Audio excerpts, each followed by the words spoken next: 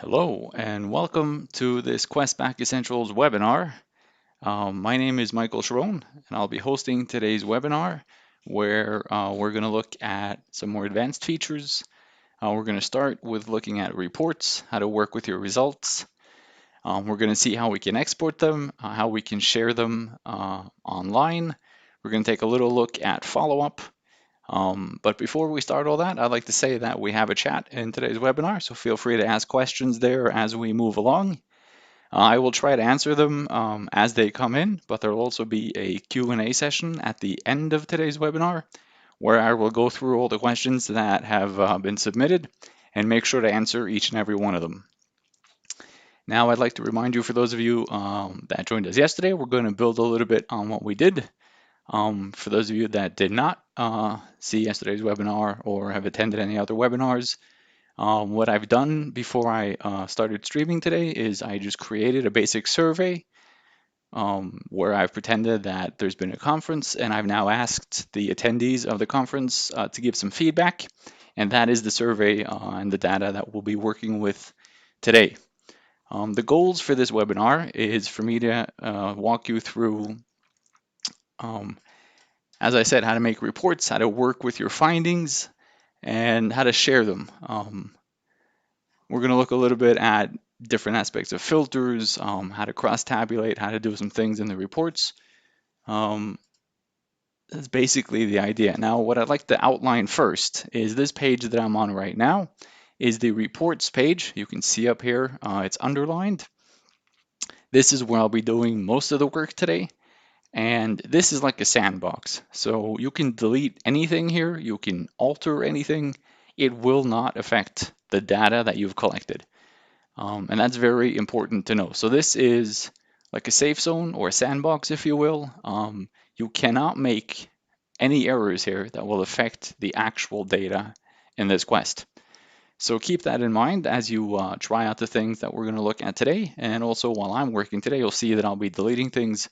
I'll be doing pretty much exactly what I want because I know that in fact I cannot alter my data. I'm only altering the way it's displayed in either exported reports or online views. So what we have right here in front of me is the name of the report is webinar, and I put today's date just to make it simple. This is what we call the default report. So I didn't create this. Essentials creates this for me as soon as I make the survey. And what's good about this is, let's say I've added some questions right before I went live maybe. That will not be automatically updated in this default report. It updates once, and then any changes you make later in Designer, the Designer page, they won't be automatically put there. Now, there is a quick solution on how to get this up to date. Since I haven't made any changes in it, I haven't added any tables, I haven't added any formatting, what I'm going to go ahead and do is click it like this, and I'm going to delete it just like that. And then what I'm going to do is I am going to go to another page in Essentials, and I'm going to go back, and boom, now I have a new report which contains all the questions from my designer page, all the questions in the quest, but nothing has been done to them.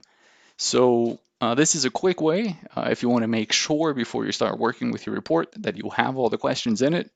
Then go ahead and do what I just did, delete it and create a new one.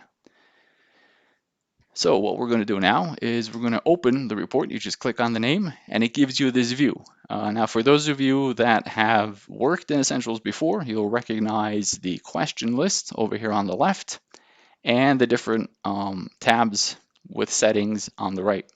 This is very similar to what it looks like in the Quest Designer, but naturally we have other choices and settings here because we're working with reports.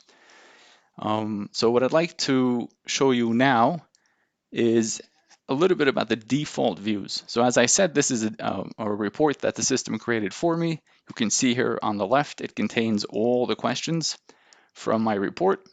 On the right here, you can see it has a default chart view with 2 columns, the percentages, how many responded to which one of the alternatives, and then a total response count. And you get this for each question. So right off the bat, it's fairly usable. It's very easy to read. But you can, of course, do lots and lots of changes here. We're not going to go through all the possibilities today, but I'm going to try to highlight some of the main features and then also show you a few tips and tricks along the way on how to do this. So the first thing I want to direct your attention to in this default view, if you want to call it that, is we have a chart view here, and next to it, we have a table view. So sometimes you might want to show a chart. It's more colorful, it's more visual, it gets a point across quicker. But if you want to show the nitty-gritty details, or you want to discuss the data in more depth, you can use a table view. Now for this question, it's only going to be 2 rows because I only had 2 alternatives. But as you can see here, it's the same data. The alternatives are here, yes and no. I have my percentages and my response count. Fairly simple, but still, as I said, you want to, when you make reports, you want to alternate maybe sometimes. Personally, I prefer to use charts if I want to get the point across quickly, if I want to make it more visual. But if I intend to discuss details of something or want to compare numbers maybe with a lot of other sets of numbers, then I might use a table. The last thing I want to show you here in this display tab is you can add additional information, just like we did in Designer in yesterday's webinar with questions. You can write here. So here I could write a little explanation for the chart. I could make a little note if there's something that I feel that's important for the viewer of this chart to know when they look at the chart. I can also, at the bottom, add a comment if I'd like to, which would appear below the chart. Both these are handy options to have. You can add some information. You can, if there's things, as I said, you feel the viewer of this report needs to know, or if you want to write a little note about, there might be a discrepancy, there might be something else, then these are good places to add those. Now what we're going to go ahead and do is scroll a little up. And above display here, we have display settings, which is our next tab. So I'm going to go ahead and open that. And as you can see, I still have my view down here of the chart. I can switch to tables, but we're going to stay up here for a little bit, and we're going to start looking at what available settings we have to alter how things are displayed. So chart type is the natural place to start. We have columns selected. I'm not going to go through all of these, but we have a wide range of different charts that you can use. The list here changes depending on the question type, so not all charts are available for all question types, but there's always going to be a good variety, a good selection for each of the question types. Then once you've chosen your chart type, you can determine how you want to display your data. So you'll see there are 3 choices: values, percent, and average. For certain question types, you might not get all 3 of them, but the most common is to have all 3 as available options. I usually stick with percent for most of my charts. That's the most common one to use because it gets the point across fairly simply. But of course, if you were comparing averages across a couple of years, then you could change it to average. Or if you want a more summarized view of multiple data sets or sub data sets, then you can go ahead and use averages. So you show the tendency instead of focusing on the details in the data themselves. The last thing you can do of these drop downs is the order of which you want to show or sort. So as you can see, we have the typical ones alphabetically, descending, ascending. Then you'll have smallest to largest, largest to smallest, and you can reverse the default order. I don't really have an inclination as to which one of these I use or don't use, this you have to play around with it, how to balance it against what the point is that you're trying to get across. I stick to the default order 99% of the times because I tend not to have a very specific opinion on how I want to sort it. So the default order works fine. It's the order, if we scroll down, it's the order that I entered the answer alternatives and the order they have been displayed for the respondent. So to me, that just makes a little bit more sense. I would like to make a side note here that if you've used the rotate answer options or the randomizer, then the default order It's still going to be the order you entered it in the designer, but it is of course not going to correspond to the order all the respondents, sorry, have seen it because it will have been randomized. So just keep that in mind. Um, Now, after we've set our chart types and our data presentation and our sorting orders, we can focus on colors down here. So we can either do a single color, and if I click that, it's going to give me a little box to drop down and I can start tweaking. Or we have color schemes. I tend to use light. It's the one you see down here. It's our default. But if we go ahead and open this drop down, you'll see that we have quite a lot of options, right? So these are all pre-made little color palettes that we have in the system. You can go ahead and scroll through them, take a look, see which ones you like. I would encourage you to focus a little bit on if you have a lot of series or a lot of columns, perhaps a big pie chart.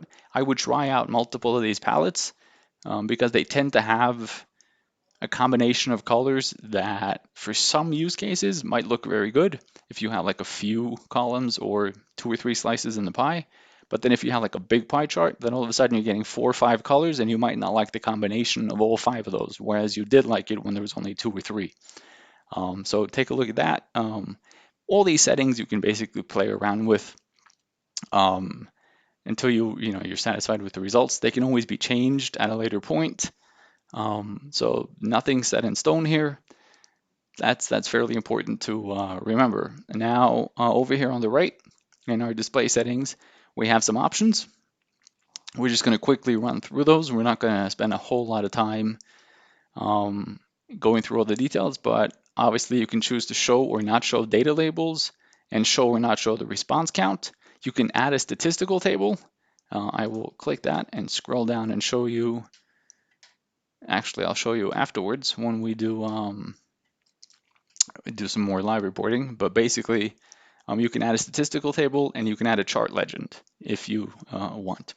The last thing I'd like to point out here in display settings is you have the option over here to not show all the answer alternatives that were available for a question. Normally, typically, I'd say 99% of the time, I don't use these settings. I leave all the answer alternatives as visible. A typical use case where I would go in there is, let's say I have a question where I gave them 4 alternatives and then I use the built-in other option and I want to create a chart where the percentages are only calculated for the 4 main answer alternatives and not the other option. Then I would go in there and I would deselect other from that list. So I only have 4 of them. And that way I only see the 4 options that I want to display. Other than that, I mean, there are little more, let's say, side cases where you might want to use it, but generally I tend to just leave everything on because I feel like if I gave them these answer alternatives, then I'd like to see the spread among all the ones that I had. But once again, this is at your discretion. You're going to be making your reports tailored to suit whatever presentation or whatever setting or point that you want to get across. So I'm going to leave that at your discretion. I'm just giving you my sort of insights and tips and tricks, the way I think when I make this. So to sum up, display settings here, this tab, gives us a lot of powerful tools and a very simple layout to change chart types, data presentation, color schemes, labels, statistical tables, and every time we make a change up here, we can scroll down and get a preview down here.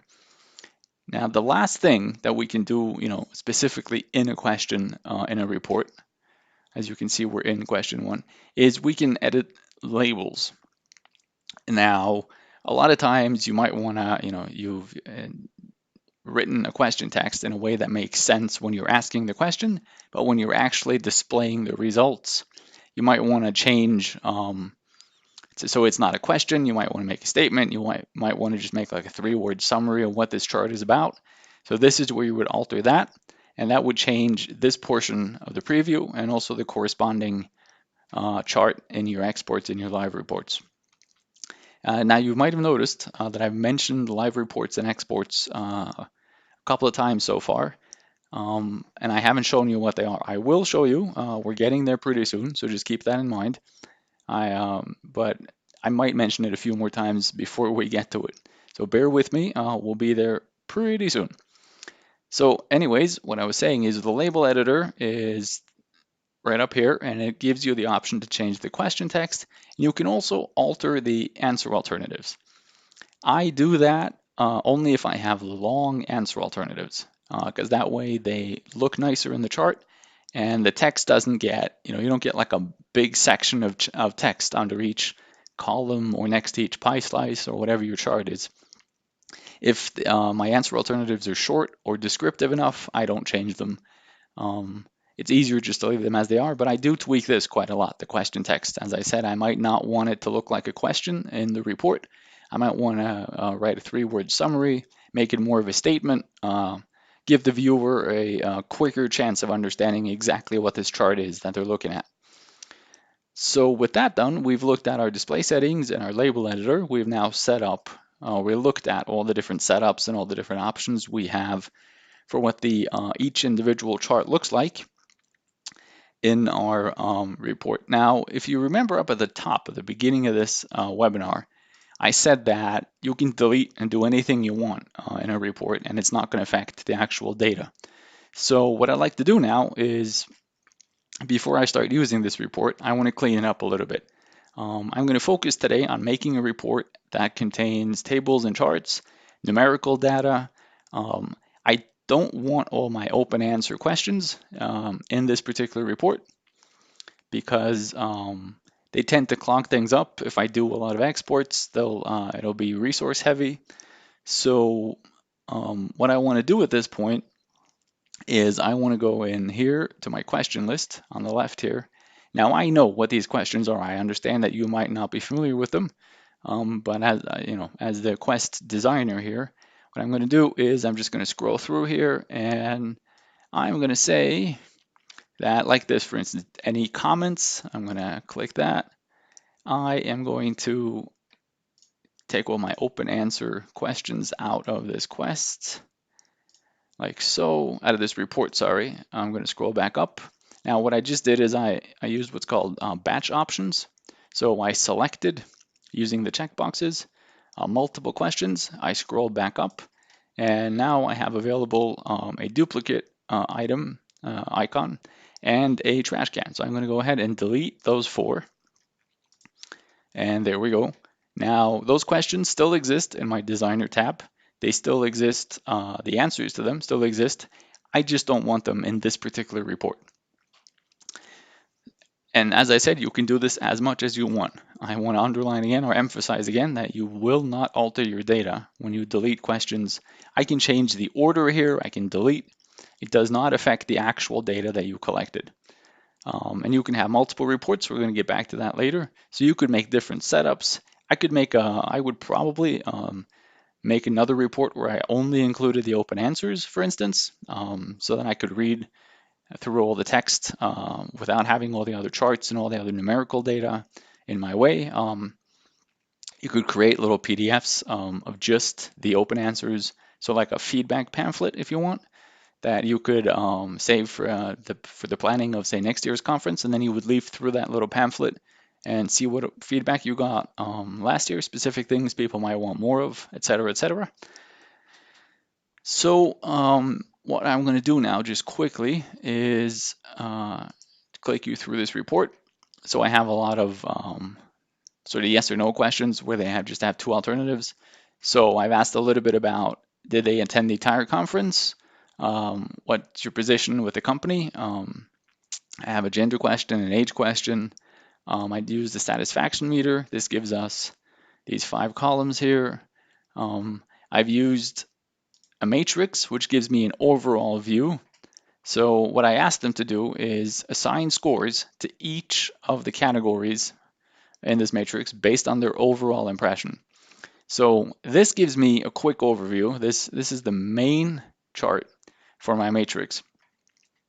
So I can see overall the food court as 3.22, cleanliness 3.18, staff 3.06. So this is a quick overview, right, of how all my respondents rated the food court. Now, if I want the details of that particular row of the matrix, and all matrix questions, by the way, will be added to your reports like this, I go into that specific row. for the matrix question. And here I can see that, okay, I had 50 respondents and 26% were super satisfied with the food court. But as you can see, there are other details there. There's more data. I actually had a significant number of people rate it 4 and 5. So I would say overall, the food court did pretty good. But there is a significant number of people that are all the way down here, middle of the tree, and even at 2. So even down here, I still have about 30% of my respondents that I need to figure out, okay, why did they give the food court, this rating? So this is a very good way of displaying, sort of deep diving after you show an overview. So first, obviously, as I said, you would see this main matrix chart, and you can see, this gives you a good idea. Okay, so we're at a 3.2. We did actually do pretty good, but there is room for improvement. Where is that improvement? Well, as I said, you go into your details and you can see, okay, this is where the improvement is. I go to cleanliness, I get the same idea. I had a pretty good overall score. Now, this is showing me a tendency that for the next year's conference, I would definitely highlight this. I might make some notes above my chart for this. Say, okay, overall we did good, but look at these numbers for 2 and 3 here. We need to change those. Once again, you can set up these reports as you want. But for this particular example, this is sort of how I would read these results and how I'd use these charts to make that point come across. So just to show you here, I ended the questionnaire or the survey, the quest, with a couple of questions about would they recommend this to somebody who didn't have the chance to attend this year, and would they attend next year's conference themselves. Now, as I showed you earlier, I deleted the open answer questions, open answer responses that I had here. They were follow-ups to these questions. So if you answered no to any one of those, then you would get a follow-up saying, okay, why would you not recommend it? And I might, at a later point, make a separate report where I include these 2 questions and their follow-ups. As I said, that would be that little pamphlet that I would include for next year's planning. That gives me a quick way of seeing the chart and then deep diving into why people rated it the way they did.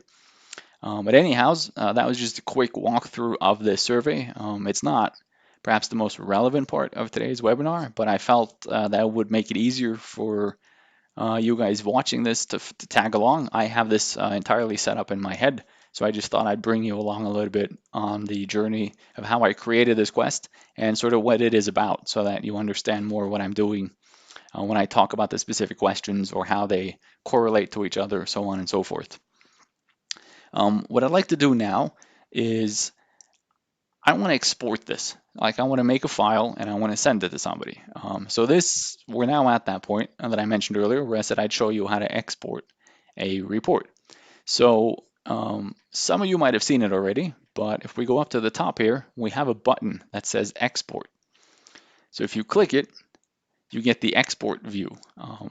Now we've listed here the 4 main categories or types, if you want, of exports that you can do. And then under each of these category headers, you'll see the file formats that are available.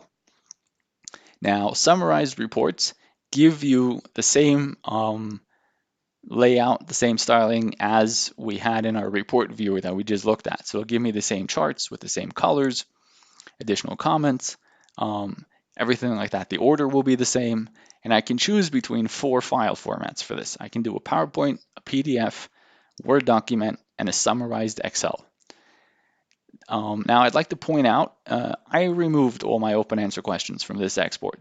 But if I had left them in, there is a limit in our system for PowerPoint exports on how many answers you can include. And if you exceed that limit, you'll simply get the first 5 open answer responses, and then there'll be a little red line in your report saying this was the limit. If you want to see the full list, you need to export in a different format. And a different format would be your PDF or your Word or even your summarized Excel. Depends on what you're going to do with the file. Now the reason for this limit on the PowerPoints is it's very resource heavy to create these huge PowerPoint files, because what happens is typically, if you have 200 respondents maybe, or even 50 respondents at that point, and all of them have written something in these long answer forms and all your open answer shorts, then it's a lot of pages and it's a lot of text to generate page after page after page. Now we could do that if there were, if there's only one or two of those, but we have hundreds, if not even thousands of reports going out every day. And if all of those were that size, it would bring our system to a halt. And then you can also imagine we have customers that do 10, 20, 30, 40,000 respondents, even a lot more than that. It's simply not feasible to make a PowerPoint with 30,000 respondents and try to view that in any way, shape, or form. So we highly encourage you to use live reports, which I'll show you in a little bit, if you're going to display that much results in a presentation, because a PowerPoint is simply going to lag. Even if we were able to export the file and get it onto your computer, it's going to be megabytes and megabytes. It's going to be thousands of pages. So even for you to click through it in a meeting, first of all, the PowerPoint is going to lag. And second of all, that meeting is going to last a long time before you're done with that presentation. So I'll show you live reports in a little bit. It's very much used. It's a lot more simple. Than using these PowerPoints. But if you don't have a lot of open answer questions and you want a more portable format that you can work with offline, then go ahead and use PowerPoints. If you don't want to do summarized reports, any of these four up here, you can do raw data. Now, in raw data exports, you're getting the raw data from your Quest. So you're not getting the charts, you're not getting the tables, you're getting either an Excel file or an SPSS, a .sav file, or a .csv file, which is just one row equals one respondent. All the headers will be the question titles and the row titles, and it'll just be row after row after row of data. I typically do either Excels or .csvs. That's because I personally don't work with statistics, but if I did, I would use .sav. These are quick ways of just getting all the data from your Quest exported. But as I said, you won't get the charts, you won't get any fancy, display options, colors, any of that. So you can go ahead and do this if you want to, say, import this data to another system. If you prefer to work with your data in some software that that you're very familiar with, then you can go ahead and do that. Now, you also have a metadata report. This is just an Excel file that's generated for your Quest with metadata about the Quest owner, background information. So it doesn't give you any of the answers, it doesn't give you any of your charts, any of that. The last thing you can do is export all answer forms. So this is either Word or PDF files that will contain all your responses, but they'll be in the order of forms. So each response is put into a form, typically 1 or 2 pages or whatever the length of your survey is, and they'll be listed in the PDF or the Word document response by response. So you'll see the entire response from one person, and then another form on your next page with the entire response from the second respondent, and so on and so forth. Just to show you what one of these exports might look like, I'm going to go ahead and do a PDF export here. And what I'm going to do is I'm going to go ahead and click the second delivery method, send report as download link. I don't typically use this as email attachment unless I want to send this to a colleague. Like if I had a colleague who needed to look at this, give me some feedback maybe, I would type their email address here and use the send report as email attachment. That's a quick way of sending off an email with the report attached.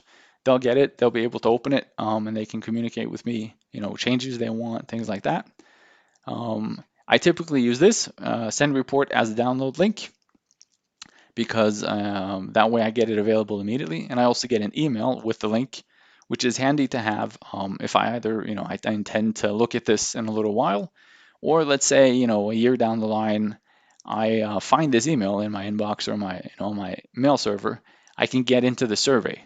So if I had the file just like a PDF, I wouldn't be able to identify which Quest it is, but with the link, I can click on that and it gives me information about what Quest it belonged to, so I can go back and find that Quest in my Essentials account and maybe use it again, delete it, whatever the case is. At least it gives me the option to find it again. Now, I'm going to leave it portrait. These are orientation. They're just like you would find in any other software. Portrait landscape. You can choose to include free text from other alternatives. If you've used the other alternative on any of our question types, what happens is they click other and you get a little short answer box where you can type free text. I know that I haven't used this in my survey, so I'm not going to click it. I don't want to display email and mobile numbers of the respondents, but if I did, I could click that and I would check that box and it would include it.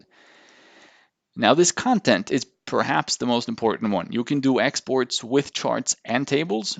You can do tables only and you can do charts only. I tend to leave it at the top one because I tend to use both. So that way you make sure you get both your tables and your charts. And at the bottom here, we haven't touched on filters yet. But if I had made filters and I wanted to include some filters or use my filters in this export, this is where I would tweak those settings, choose the right filters, etc. But for now, what I'm going to do is just recap. So I'm going to get a download link. I want a portrait and I want charts and tables. And this is a PDF that we chose. So I'm going to go ahead and click finish down here. And it says, okay, the exported files are on their way. The reports will be delivered. And then the email address you chose. So once again, I'm not going to get the report as a file attachment here. This is not what that sentence means. This means the link will be delivered to that address. I'm going to go ahead and close it. Now, when I'm working in Essentials, I like to not be, distracted by other things. I tend to close down my other my email programs, anything that can distract me. So I like to not leave Essentials when I'm working. And because I chose a link, I don't actually have to go into my email and get that link. So what I can do is go back to reports up here. I'm going to click it. And now we're back into our review of all the reports I have available. But what I can also do here is I can go over to view available exported files. If I click that, you'll now see that I have a .pdf in this list. I'm going to take a quick sip of water. Excuse me for a second.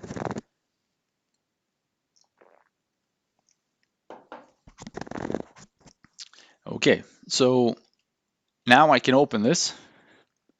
You'll see it downloads the PDF right over here. I can go ahead and click it, and here is our report. So here we have the chart, same colors, same layout. You scroll through it, you get each and every question, each and every chart. This is what they look like. Not very magical. I left everything as defaults, so wouldn't be any major surprises here. But this is a quick way. So right now all I have to do is I close this tab and I'm back in Essentials. I didn't have to go to my email, didn't have to do anything that distracts me. Now you might prefer to check your email. You might, that's up to you. I'm just, but my workflow is I like to focus when I'm working. So I stay in here. What I did now is I clicked reports up here to get back to my report list. Because what I want to show you now is the live reports options that we have. So there are a lot of times, as I said, I think I digressed a little bit earlier about the PowerPoint presentations, that live reports are better. So what are live reports? Well, there are a version of presentations, online reports, but they're a lot more powerful than what you can do with a PowerPoint because they allow you to use a live report as a presentational tool in a meeting or in front of a crowd, but you can also share the link to the report with respondents, with colleagues, with supervisors. So it's a lot more powerful than just a simple PowerPoint presentation. So what I like to do is just emphasize that point that this is if you think of a PowerPoint as a static or as a offline version of your report that you can present, the live report is the online dynamic cousin that you can, that has a lot more flexibility. As I said, you can use it both as a presentation and you can share it. So we're going to go ahead and take a little look at how we work with live reports. I'm just checking the chat here as we go along to see if there are any questions. As I said, feel free to shoot questions my way at any point. during the webinar. I will also do a Q&A session at the end where you can ask me questions about things we've touched on today, any of the topics that I've shown you. But I don't see anything in the chat right now, so we're going to go ahead and continue with our live reports. So just like I have a preview quest button when I do the design of my quest, I have a preview live report button right up here in the right hand corner. It's located where the preview button for preview quest is when you're in designer. So we keep it in the same area. But what it's going to actually do now is it's going to give me this live report that I've spoken about. So I click it, it opens the live report in a new tab in my browser. And this is what anybody I sent this to would see. So this is the default layout. I'll show you later how to change it. There's a lot of options here. As you can see, it gives me a page count up here at the top. Page 1 out of 12. It gives me the title of the entire quest, which I could change if I wanted to. And then I have my charts. Now these are the same as we looked at in our report. They look the same as in the PDF, but they're a little bit more dynamic here. I could resize this window. And what I can do here is I can use these navigational arrows, to flip through the report. And you'll see it updates to page 2 out of 12 and so on and so forth. So if I were looking at this during a teleconference and I made a comment, I could say, yeah, so the chart on page 3, I'm a little concerned about something I see here, or it's easier to communicate about where you are in the report when you have these pages. You can flip through it. Now, as you can see, there are 12 pages. So I might not want to click this another 8 times to get to the last page. So next to the left here, next to these page denominators and the arrows, I have what we in modern days now call a menu item. It's actually, to me, it looks like a couple lines that are stacked, but it's intended to be the icon for a menu. And as you can see, when I hover, it says show question list. So I click that and I get this question list, which is a simplified version of what you get in your quest designer or your report designer. But this gives the respondent a very fast way of moving around in the report. All right, so now I can jump to whatever I want. I can also still use these arrows. They still work to flip through the whole thing. So this is a very It's a more dynamic way of working with results and sharing them, either in a meeting, a presentation. I mean, I could use this if I wanted to present this report and just flip through it as I did. The other thing I can do, I'm going to close this tab now so we return to Essentials, and I'm going to direct your attention to the report settings over here. So we're going to go ahead and click that, and we're going to change some things about how the live report is displayed. So I can give the report a different name. It doesn't have to have the same title as the quest. Perhaps I can follow the link or copy the link to the live report. This is a specific URL that leads to this live report and this live report only. You can't alter it. You can't change it. It's unique for this report. But you could copy it, put it in an email, send it to somebody, put it on a web page. What I do sometimes, there's certain surveys or certain quests where you want the respondents to be able to follow along as the results come in. So you could include this link in a thank you note. You could include it in a notification that you send them once they've completed their response. There are multiple options here. The other thing you can do is set a theme. For those of you that joined me yesterday in the webinar, we looked at quest themes and email themes. The third theme type in Questback Essentials is report themes. So I'm using the standard theme now, but with this drop down, you can choose between quite a lot of different themes. Keep in mind that if you click this drop down in your account, the list might look a little different because this list shows me my themes and the themes that are shared with me and the templates that Questback Essentials has built in. So some of the things you saw on the list right now are specific to my account or what's shared with me, but you will find a wide variety or selection of different themes, and you can always make your own. And that applies to all theme types. You can make quest themes, email themes, report themes, and you would do that over here on the left through managers, which I'm not going to go through today, but that's where that is located if you want to explore that on your own. The status of the report is currently set to private because I'm working on it. I can click here and change it to public, which I would do as soon as I sent out the link to somebody or wanted to share it with somebody, because if it's private, they would not get access. Now I can do public and I can keep a password so that if somebody gets a hold of the link, I might not want anybody who has the link to be able to see the results.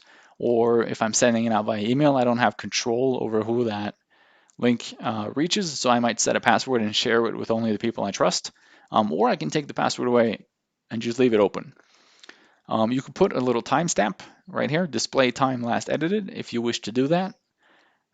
You can do layouts as one chart per page, which is what I showed you, where you have the question list on the left. If you open that little menu, and then you flip through with the buttons. What I'm going to go ahead and do right now is change it to single page. And you'll see now this new settings option popped up, which asks me for the column layout. Now I'm going to go ahead and click that. And as you can see, we have a couple of different options. If you excuse me for a second, I need another sip of water.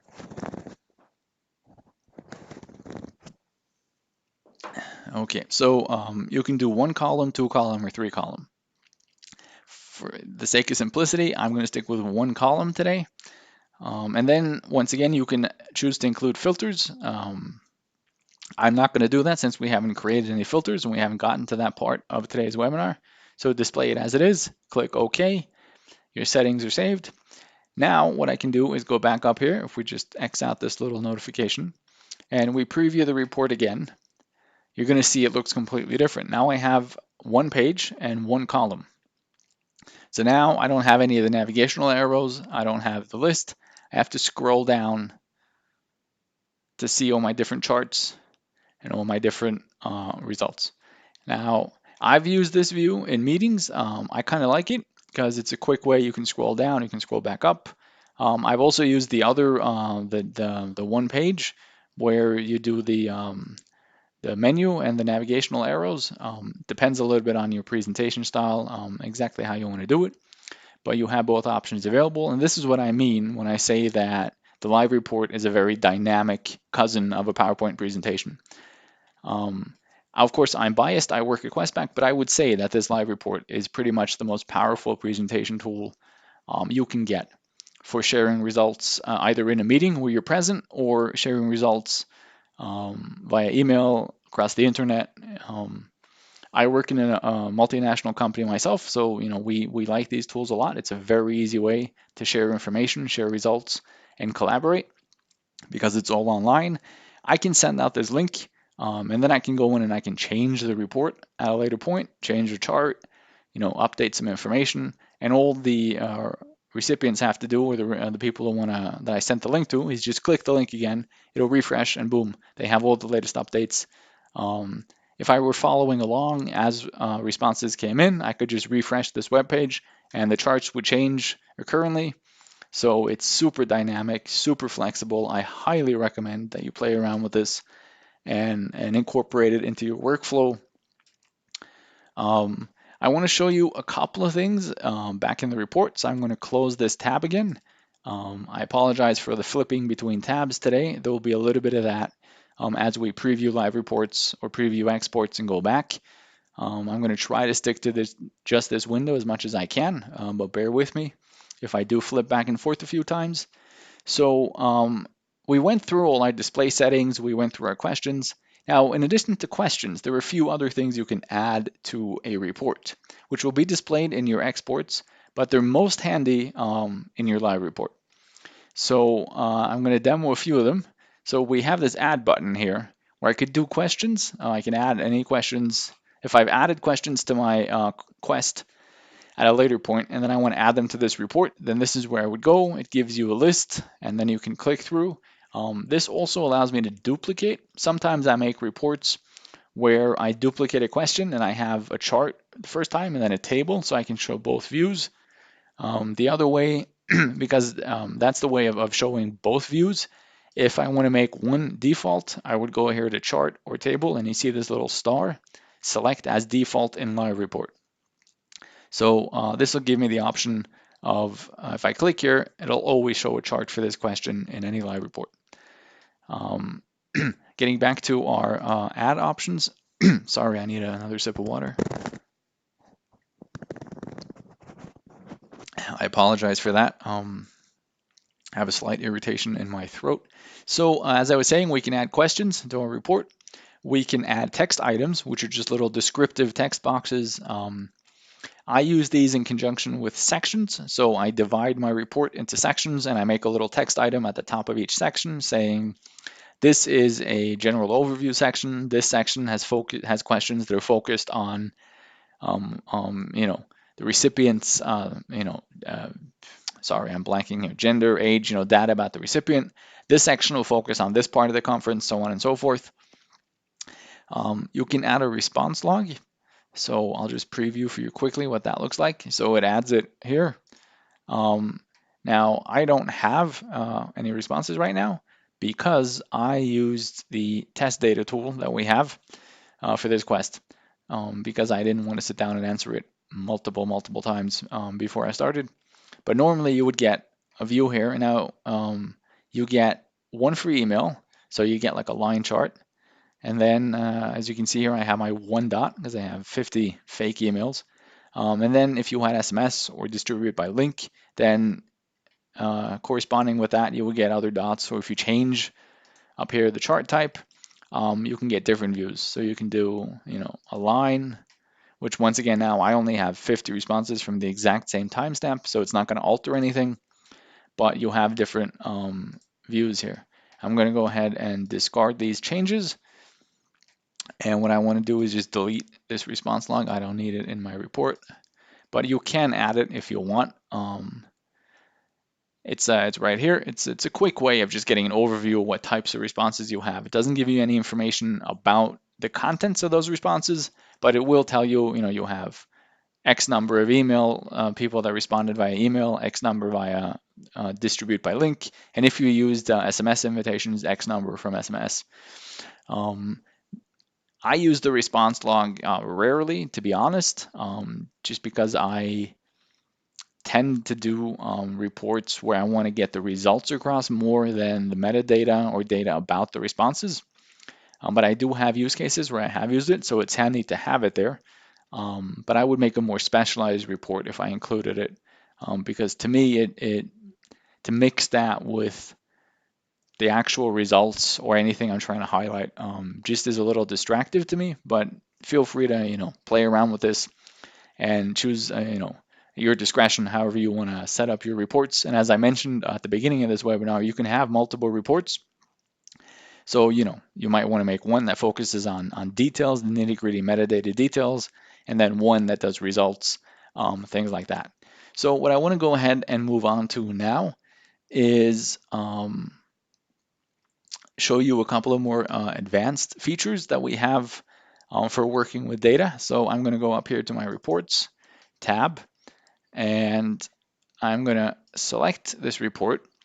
And then what I want to do is I want to make a copy of this report, basically a duplicate. So I'm going to go ahead here, click the duplicate, and now you see it gives me this little parentheses 1 behind it.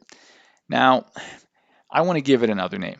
Because I'm going to do some more deep dives into the data here. So what I do is I scroll over to the right here where I have a preview, so I can preview the live report from this view, and I can do report settings. So this comes in handy if I have a long list of reports and I want to do quick changes to the layouts or settings without having to go into each one of the reports and click the buttons on the top of the screen. So I'm going to go to the settings here, this cogwheel, and I'm going to call this webinar. So I'm going to take away the parentheses and I'm going to go ahead and say deep dive report. Actually, we're going to call it data deep dive report, or just data report actually. Let's not complicate things too much. And then here you see I have the same settings window that I had earlier or previously when I set up my live report. So for this, I'm going to keep the defaults. And you can see it duplicates the settings from the previous one. So now I have single page, one column. I'm going to click OK. And now it's changed the name of this report, so I don't have to go into the actual report and do that. What I want to do now is demonstrate something called cross tabulation. So what I would like to do is go down and see, okay, I have a question that was, how satisfied were you with the conference overall? Now, I have two categories of attendees at this conference. I have people that are full-time employees, and I can actually show you this question, what's your position? So I have full-time employees, and I have contractors and freelancers. So these are people that work for the company, but they don't work at the company necessarily, either full-time or physically at the office as the full-time employees. So I'm going to go down to the satisfaction, and what I can do now is, this is the overall satisfaction. These are all 50 respondents bunched together. But let's say I wanted to know how satisfied the full-time employees are, and I want to cross-tab this satisfaction against the position in the company. So what I would go ahead and do at this point is I would go to series up here, and I would go to add series. Now this is right above the display settings and the label editor. So we were here earlier, we just didn't open series. What I would do here now is I would add a series, and I would add a cross tabulation. Now it gives me this little window where it says, okay, choose a question that you want to cross tabulate with this question. So I'm going to select in the drop down here, and I'm going to use this, what position do you have in the company? Now, once again, as I can do in the report, I can select the answer alternatives to show. I'm going to leave all of them. I want to cross tab against both categories of employees. And I'm going to go ahead and click save. And if we minimize this, now you can see it alters my chart. So now I have three sets of data. I have the overall, the total, which includes both subcategories, and I have the 5 answer alternatives, so from very dissatisfied to very satisfied, displayed for full-time employees, and I have the same for the contractors and freelancers. So, and you'll see the response count is still 50 because the total population is 50. However, I divided them into subgroups here, and as you can see, there is actually a big difference here. So we have quite a lot of satisfied full-time employees if you go from satisfied and very satisfied, if you include both of those. Now, there are more contractors, freelancers that are very satisfied, but none of them are satisfied, right? So now we have to start checking into, okay, this gives me an idea that in this population, there might be something that I want to follow up on, that I want to check, so on and so forth. Now, what I can do is, if I want to cross-tabulate more in this report, what I can do is I can go ahead and go back up to my series, and I can apply it to other questions. So this is where we set the cross tabulation. This is a button I click, and then I can choose. So what I want to do here in this particular report is I'm going to select everything in my list. Now it's not going to let me, it's automatically going to exclude the ones where I can apply it due to the structure of the question, which is fine. Now, the one thing I do want to mention here is I tend to, because I'm cross-tabbing against this question, and it doesn't make sense to me to cross-tabulate a question against itself. So I'm going to remove it, just like I did there, from this apply to other questions, because that way I can delete it afterwards. So what I'm going to do now is just apply this. The system is going to run through all the questions in my report, and it's going to apply this filter. So if I go to food court, and we scroll down, we can now see, and now I would go to display settings and change these charts to make them more visually easier to identify what the data is. But still, I just wanted to show you that it's changed this setting for all of my charts. It gives me this total population and the subpopulations for each of them. Now, for this particular report, since I cross-tabbed against your position in the company, I'm going to go ahead and select that question and delete it. And now I have a report where everything is cross-tabbed against position in the company. So I might update the title. I'll go to report settings, and I'll say cross-tab, and let's just say position, for instance. Sorry, like that. Now I just changed the name of that report. In addition to cross tabs, cross tabulation, we have some other options. What I want to do first is, as you said here under the series, I can also do comparisons and batch comparisons. I am not going to display that right now, but those are options that you'll have available in the system. What we can also do is preview the live report again, and you'll see here, this is a quicker way of seeing how everything is divided into total populations and subpopulations across all my questions. The exception being the main for the matrix. Then I get all my rows in the matrix right here. Matrix question, that is. I'm not referencing the Matrix movie. And then I have my last two questions here. I'm going to go ahead and close this tab. We return to our report designer in Questback Essentials. Now, so if you go up here to the top right, you'll see there's a filters tab. I click that, it gets me to the filters page. So in order to drill down into a question, let's say I don't want to cross tab, but I want to just display a subgroup of responses, or I want to be able to single out a certain group of my respondents. Oh, excuse me, I have to get a sip of water again. So what I would do in order to do that is I would create filters. In Questback Essentials, we have different kinds of filters. I'm going to go ahead and show you up here under New, our menu. We have value filters and interval filters. Value filters, you can do single condition value filters. So for instance, if somebody answered X on a question, or you can do multi-condition filters, which allows you to include more options. So a single condition filter could, for instance, be gender, or a multi-condition filter could be gender and employee status. So a multi-condition filter would enable me to single out all the female full-time employees that have answered this quest, versus a single condition would only allow me to single out either female or full-time employees. I can also do interval filters. They are timestamp based.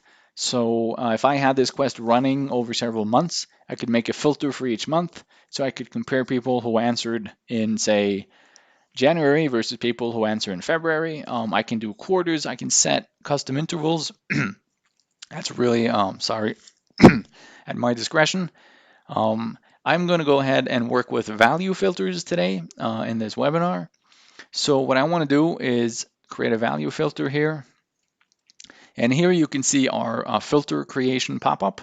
So it says you're creating a new filter, and then it gives you a little explanation up here, which is basically what I just said. You can create a filter with multiple conditions or single condition. I am going to go ahead and create single condition filters first, and I'm going to click next. Now what's neat about this is I want to make a filter for gender. So I want to have male or female. Now I don't have to make a first filter for males, then go back, open the new button, and make another one for females. What I can do is I go here and I go to my gender question, since this is the one we're working with now, and I select both of them, right? And then I go next. And now it says, please provide names for your filters. So it automatically understands, because I clicked a single condition, one or more single condition filters, I want to make multiple filters with one condition each.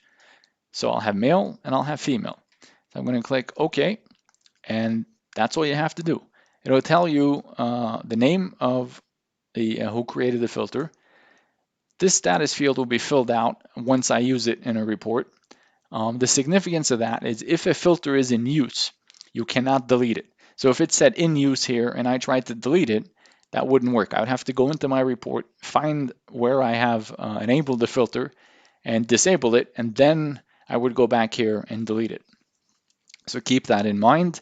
What I want to demonstrate now is I want to make a couple of more filters just so you see how this is done. And as I said, feel free to ask questions in the chat at any point as we go along here.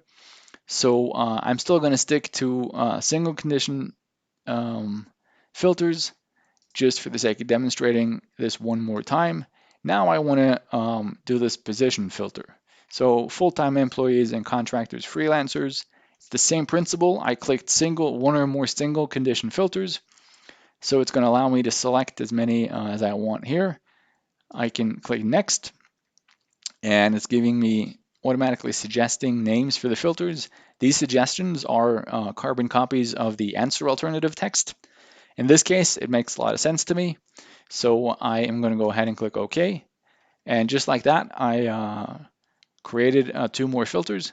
Now what I want to do is just demonstrate the multi-condition filter. So I want to go to value filter, but I want to do a multi-condition filter. Now you can only create one of these at a time. That is simply because you have to set up very specific logic for a multi-condition filter, and there would be no way of determining if you entered several sets of logic here, which set belongs to which filter. So to avoid confusion and avoid any mishaps and any weird filters being created, multi-condition filters you have to create one at a time. So I'm going to create the example I mentioned earlier about gender combined with full-time employee versus contractor. So I'm going to go with a multi-condition filter, and I'm going to go ahead and say position in the company. So I want full-time employees. I'm going to add a condition up here. And I'm going to say gender and female, right? Now, one more important thing when you're working with multi-condition filters is operators and operator logic. What I mean by that is I have multiple conditions here. So I need some way of determining whether both of these conditions need to be met for this filter to include certain responses, or if only one of these is enough. So what I do up here is if I have or, what I'm essentially saying is for a respondent to be included when I use this filter, I need either this condition to be met, or this condition. Now in this specific use case, I wanted to single out, I wanted to be able to filter out full-time female employees. So I need to change this to and up here. So now both of these conditions need to be met for this filter to include any respondents or results. So what I'm going to go ahead and do now is click next, and now it's going to ask me for a name for the filter. Now because I used multiple answer alternatives and conditions, it doesn't automatically suggest a mashup of those, so it wants me to type something. So I'm going to say full-time female employee. Go ahead and create that filter. I could do the same thing for male employees. I could do the same thing for any other number of combinations that I want. I'm not going to do that right now because it's already 11 o'clock. We've been going for an hour, but I just wanted to show you how those two versions of value filters work and highlight sort of the difference between making, or that you can make multiple single condition filters at once, but you can only make one multi-condition filter at a time. The last thing I just want to show you is interval filters. So you would have to set up a time frame here. Now, as I said, right before I went live and joined you guys online to stream this webinar, I use test data. So they're all generated within a couple of minutes of the same time, same date, same time. So an interval filter doesn't make any sense for me right now, but this is how I would create it if I'd had this quest running over several months, or even if I had it running over a couple of weeks and I wanted to single out each and every day, for instance, this is how I would create an interval filter. So I'm going to go ahead and cross this out. Once again, you can see that this list is structured the same way as the reports list, the quest list. We try to stick to the same UX throughout our system, make it more intuitive for you to use. The one thing you'll see here is there are no cogwheels, there are no settings buttons over here at the end of this list. You just get the type of the filter and the modification date and the creator. But what you can do is you can click on the name of a filter and it opens this editor. So you'll be able to see, because sometimes you don't remember all the details of a filter, or maybe you're working on this quest with a colleague and he or she creates some filters.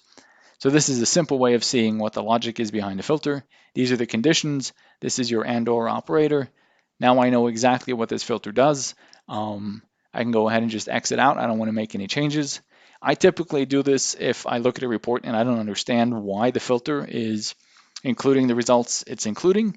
I will then go into this filter list and check that particular filter. It's also a quick way of seeing why your chart doesn't look the way you expected it to look. If you set up a filter, then went to your chart and applied it, and you go, hey, wait a second, this does not look the way I envisioned it would look. 99.9% of the time, it's because of the logic in your filter. So go back and check that. Just click on the name, and that's all you really have to do. What I want to do now is quickly go into my report here, and I want to show you. So I'm going to go back into my main report. And what you can quickly do here is you can apply filters. So I have an attendance question here. Did you attend both days of the conference? This was a 2-day conference, imaginary 2-day conference, but still a great conference.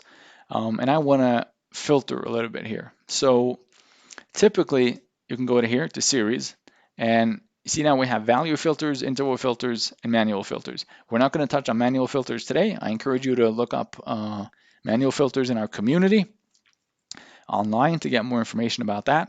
But I can now in the value filter list under my grayed out name select the ones that I made, right? So before I put a filter, I just want to show you this is what our view looks like. This is the total attendance. So, and keep an eye on the response count. It's 50. We got 54% versus 46%. Now what I want to do is go up here. I'm going to add a filter, and I'm going to say perhaps full-time employees. Now before, I don't even have to save, it automatically updates. And you can see that of my full-time employees at this company, just about a little over half attended this conference. So we're going to have to do some more pep talks next year. We're going to have to go, speak to these people and say, hey, come to the conference of 2021. It's going to be amazing. You don't want to miss it. I don't know why 48% of you missed it this year. Let's try to work on changing those numbers.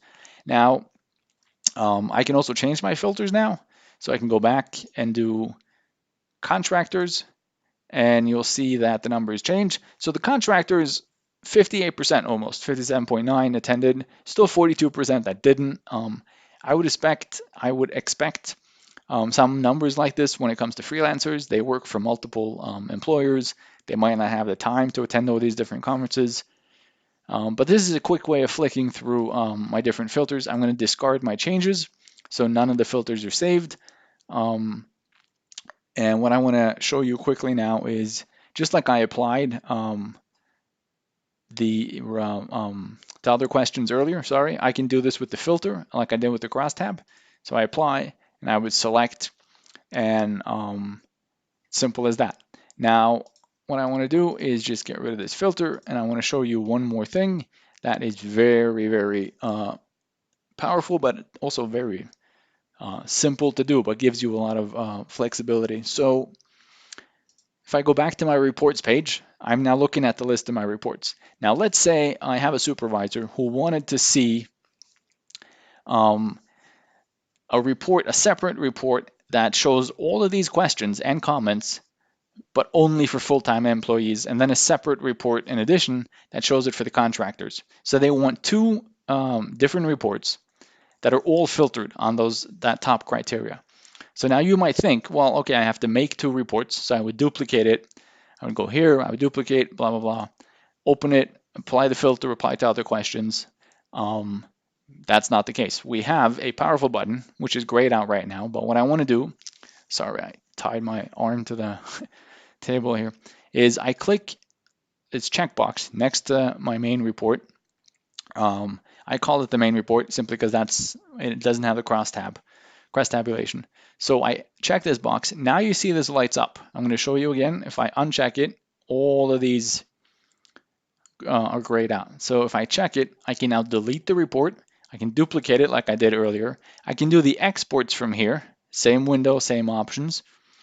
But I also have this batch copy button. So you click this button, and what it's going to tell you is you use filters to create copies of your reports, and each filter creates a separate copy. So I can do contractors and I can do full-time employees. I can even do gender right now if I wanted, and I can do the full-time female employee, the multi-condition filter that I used. So this will create 5 different reports for me now with the filter. So in the contractor freelancer report, this filter will be applied to all questions. The same for female, same for all 4 others in this list. I could also apply interval filters. Once again, I will not do it for this quest because there is really no interval. But what I do now is I click next, and it's giving me suggestions for the titles. I would normally change these a little bit, but for, given the time constraints right now, I'm not going to go into details on that. You could set themes for the reports. I'm going to leave all this with the standard settings that I had, or the settings I had in the one I'm copying from. I'm going to go ahead and click next, and it's batch copying. Now it says 5 reports were generated, which is what we ordered. And it says, would you like to download an Excel file with the live report links and passwords? So as you saw, I created reports, which also give you live reports like they did for the ones we looked at earlier. But if I wanted to distribute these links, instead of having to open each one of the reports and copy the link and the password, you can do it conveniently from here, download an Excel file. I'm going to download the file, and I'm going to click OK here. You're going to see the list updates, and here are all my reports. I'm just going to quickly, if I can, show you this file. So it's going to open Microsoft Excel. It is going to show us a simple little list of, so here we go. Let's enable editing, make this a little easier to see. I am just going to go like this. So you can see it gives me the status of the reports, the names, the creator, modification date, which is now, we just made them, the passwords, and the live reports. Now the password is the same. I set the same password. I could go into each one of these and change it, but now I have all these links on hand, and you'll see that they're individual, they're unique. I'm going to go ahead and close this. Don't save. And we're back in Essentials.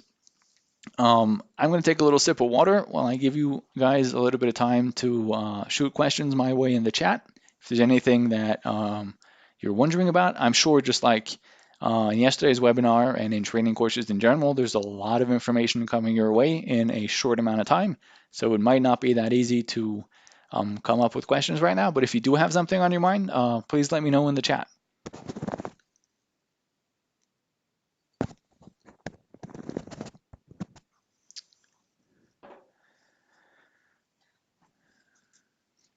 Okay, yeah, I don't see much activity in the chat, so I'm going to go ahead and walk you through the last 2 pages or parts of Essentials that I wanted to show you today, and then I'll do a little summary for our Q&A session, see if there are any questions at that point. Please remember that you can also go online, search our community. You'll find massive amounts of information, instructional videos, FAQs, guides. There's also a discussion forum with sections, so you'll find questions to all the answers you could possibly have. You can also contact your local support office. I just want to highlight again while we're mentioning it over here, down at the bottom left, whenever you're logged in, you have a community button, takes you to the community. You have a help menu, which gives you all sorts of resources to get help. And you have our little chat bot. You can ask him or her, let's say it, you can ask it different questions. And if it can't answer it, it'll pass you on to your local support office and they'll try to help you. Okay, so we're going to leave reports for a second and we're going to look at results or responses as we call them. So I've been mentioning responses a lot. We saw charts, but you might be wondering, well, where are they in the system? How can I see them? I didn't cover that in yesterday's webinar, obviously, because it was focused on designing a quest, setting it up, and then distributing it. So we're going to go back up here to our top menu. This is like the key menu in the system to move around in Essentials. You have all your different pages listed here. So what we're going to do is we're going to go all the way over here to follow up. And we're going to click that. And as you can see, all my respondents have the same address, and the timestamps here are pretty similar because I use the system to auto-generate these. But what this page essentially is a complete view of all my responses. It'll do 10 at a time in the list here in the grid.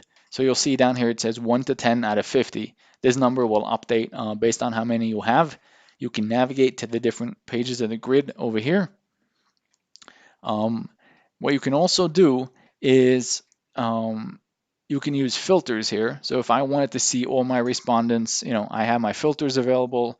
So I could go, for instance, say, okay, all full-time female employees that answered, well, there's 19 of those, right? It's a quick way to find the numbers. I'm going to go back and remove that filter. What this grid also offers me the possibility to do, in addition to these filters, is I can go and look at a response. So I can click this first one in the list. It'll open what we call the response view. And over here, first I have the system fields of this person's response. Now this is obviously, once again, the system. But this would be somebody's email address or phone number or whatever identifier you entered for them when you invited them. I can click through the metadata here, so the response ID, when the response was started. I can check what language they answered in. Now, instead of opening, in addition to opening one of these individually or multiple like this, if you just want to see all of them at once, click the Expand All button, and it expands all the system fields. You can look through them. If I were managing this quest with a colleague, I might add a comment, hey, let's remember to follow up with this person, or this looks like a weird response. We should double check that it's valid. Whatever comment I would like to add. Just like I expand all, I can collapse all. So I'm going to go ahead and do that. And now this second section here in the response view gives me all the answers that this person submitted. So these individual tabs here are the questions, and I can open one of them if I'm looking for a specific one. Overall scores. This is a matrix, so it gives me little sub arrows here for each of the numerical values this person assigned to these 4 categories. You can also expand all, just like this, quick way. And now you can see when you do test data, you get these Latin nonsensical text answers. But this is a quick way to see an entire response. I'm going to go back up and I'm going to collapse it all. Over here on the right, I can follow up. So if I have, if I had a real email address here, I could write a little message in this box, and then I could add it either as an internal comment or create a case. And the difference being, if I add a comment, that's either to me or my colleagues or administrators working on this quest. Or if I use a case, then I actually send a little email to this person's email address, and I start a communication. This is a way of engaging, with your respondents. What you could typically do is go back to your follow-up page. Let's say I had a couple of questions where people were very dissatisfied. I could filter this list, and then I could contact those people and say, hey, I saw that you consecutively ranked or consistently ranked a lot of these things with the option dissatisfied or very dissatisfied. I would love to get more detailed feedback from you if you would like to participate in a further dialogue. Those kind of things. You can follow up on certain valuable respondents doing this. We have here at Questback, we've seen multiple people use these for prize draws. So you would go in here and you would say, hey, congratulations, you were one of the lucky winners of this competition. And then you would start communicating with them on how to get their prize, things like that. I'm just going to check the chat now. I see we have a comment. Yeah, so as Håkon is so expertly pointing out, you can also use this follow-up grid. This is this view here to track answers to specific questions. If you want to have an overview of, or track very specific questions or subsets of questions, you can do that here. We have a select columns feature over here, which allows you, if you click it, to tweak the grid. So you can add all these system fields, you can add answers. And this is what Håkon is referring to when he's saying you can do tailored raw data exports. So for instance, if I just did, what's your position in the company? Did you attend both? And then I wanted to say, any of these other questions. I'm going to stick with just 2 to make it simpler. I would click OK. You can see now it adds these here. And then to make what Håkon is referring to as a tailored raw data export, I would go ahead and select this, select all in this list, because I didn't filter right now. I could do that. And then you would do export, and you can export your tailored raw data. I believe that is what Håkon was referring to. I just like to direct your attention as well. First, let me get rid of these so it's easier to see our view again. There we go. So you'll see that, thank you for that, Håkon. I'm glad I understood what you were pointing out. So number of cases, if you've started a follow-up with somebody, this will change to, one case, two cases, depending on how many follow-up cases you started. And those cases can be seen here in the case view, where you can set case status, you can assign. So if there are multiple users that have access to this quest and you want to collaborate, or you follow up the satisfied people, somebody else follows up the dissatisfied, then you assign these cases to different users. And you can also export lists here, you can filter. So basically what I want to convey about this follow-up page is it's a very powerful tool, but you can, without diving into all the details and all the drop-down menus and settings, you can get a very quick overview of your responses. You can calculate, number of responses based on different filters. You can do tailored reports, and the further you go into this, the more action you can get out of it, and the more things, specific things you can do. Also, when it comes to cases, this is a very powerful communication tool. And you'll have a case log here that once you start generating cases, give you an idea of how many messages you have going on, how many cases. Just like with our distribution log and other places we have charts in our system, you can go to a table view. It'll give you everything as a table. Now, the last thing I want to point out before we do a Q&A session and possibly round off today's webinar, which we're intending to do in about 8 minutes, is you might not want to send out all these cases manually. So we have one last page, which is notifications.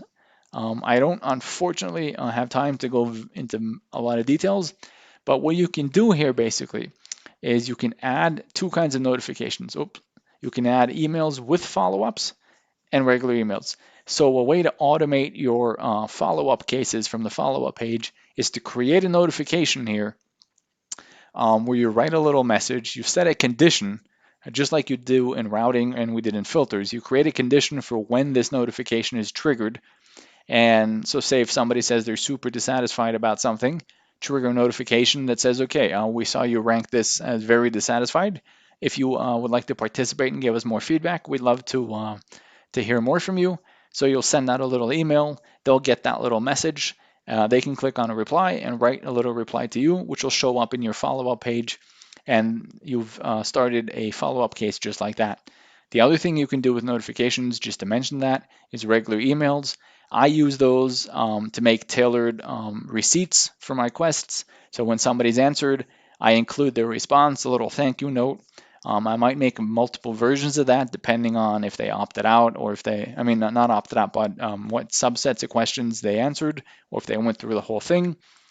I might use email notifications without follow-up to send copies, more personalized copies to my supervisors, other people who have expressed interests in the quest. Quest results, things like that. But with that, with showing you a very, very brief overview of notifications and follow-up, I believe we're at the end of my list of items and things and essentials I wanted to share with you today. The chat is open for questions if you want to ask anything, add anything. I believe in gathering feedback. That's why I work at Questback. So if you don't want to necessarily post your comments or your thoughts in the chat, there will be a survey sent out afterwards where you can rate this webinar. You can give us feedback, which is highly, highly appreciated for us to continue developing these webinars. We're certainly interested in hearing, reading, all your feedback, specifically about how I do as a presenter, as a host of these webinars. Have we included too much or too little information? Is it too detailed? Do you want more details? Things like that. Maybe for those of you that attended the introduction webinar yesterday and then went on to this one today, could you follow along today? Was it too advanced? Is the gap between the two webinars maybe too big? Things like that. Any feedback is welcome. So while I give you a few minutes now to shoot questions my way in the chat, I'm going to recap the things we've looked at today. A little summary if you want.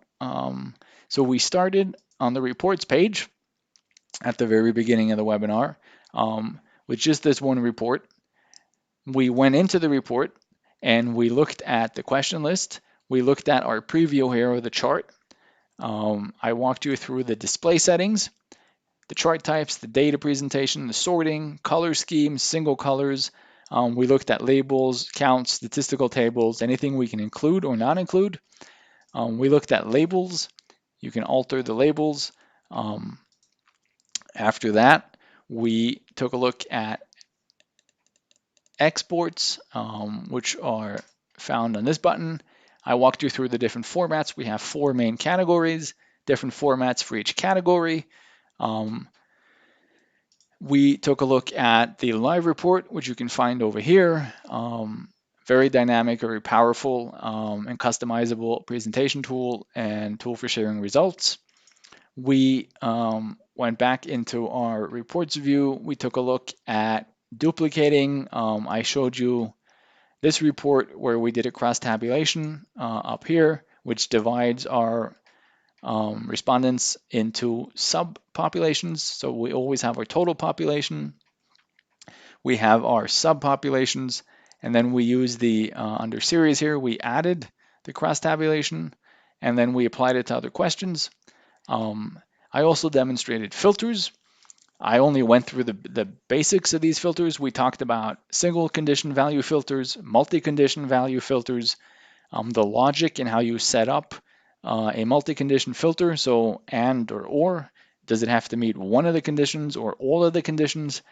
I showed you how to create multiple single condition value filters at a time. We spoke a little bit about interval filters. I did not use them in today's webinar because I have test data, so there's not really any intervals, but it is a possibility to create interval filters.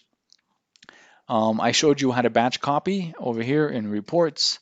By using the filters, you make separate copies for each filter. You make an individual copy of the report that applies that filter to all the questions. I showed you how to download the Excel file with the passwords and links to all those live reports. We took a look at the follow-up page, which shows you your respondents. We talked a little bit about filtering, tailored raw data exports, as Håkon pointed out in the chat. We looked at cases. We looked at the log down here just briefly, which now is empty because I haven't started any cases. And then last but not least, we went to notifications, and I showed you how to, or explained how to automate the follow-up procedure, the start of it, and also how to send out tailored emails with receipts from the quest and other types of follow-up messages or tailored receipts, send out tailored results. And I think that's it for me. That was all the contents for this webinar. I once again would like to hear your feedback. You can find a link to our feedback survey in the chat. And if there are no further questions, I think we can round off today's webinar. I'm going to leave it open for another minute just to see if there are any questions. I'm going to have a sip of water while I wait to see what happens in the chat.